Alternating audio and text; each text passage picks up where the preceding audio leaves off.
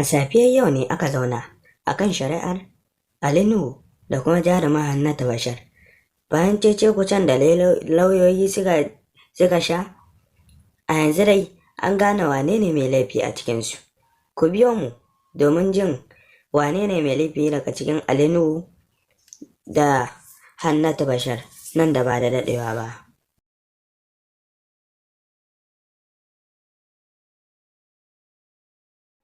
Arewa Plus, ku danna mana subscribe idan har yau ka fara shigowa, sannan ku danna alamar ƙararrawar sanarwa domin sani da zarar mun ɗora. Idan kuma dama can kuma abotan shigowa ne, sai ku danna mana like, ku haɗa da yi mana share, sannan ku yi mana comment. Kar ku manta, yin comment ɗinku a gare mu shine za mu ji menene ra'ayinku a dangane da wannan bidiyon. To, masu sauraro, tana ƙasa tana dabo, in ji Malam Bahaushe.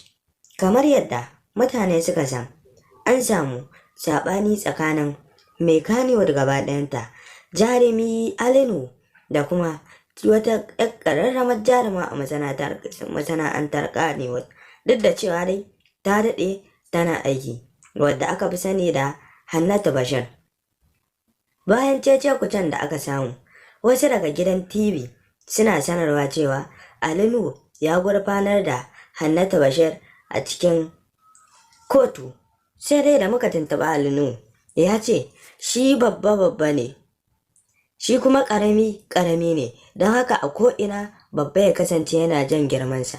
Ya ce shi abin da ya faru tsakaninsa da Hannatu Bashir ba wani abu ba ne wanda zai ja har shari'a ta shiga tsakaninsu.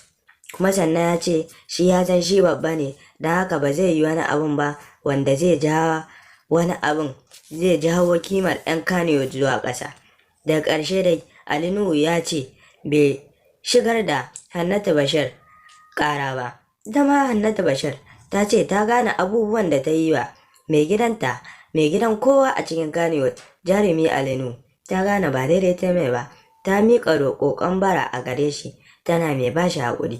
Ku danna mana subscribe, kana ku danna alamar ƙararrawar sanarwa domin sani da zarar mun ɗora.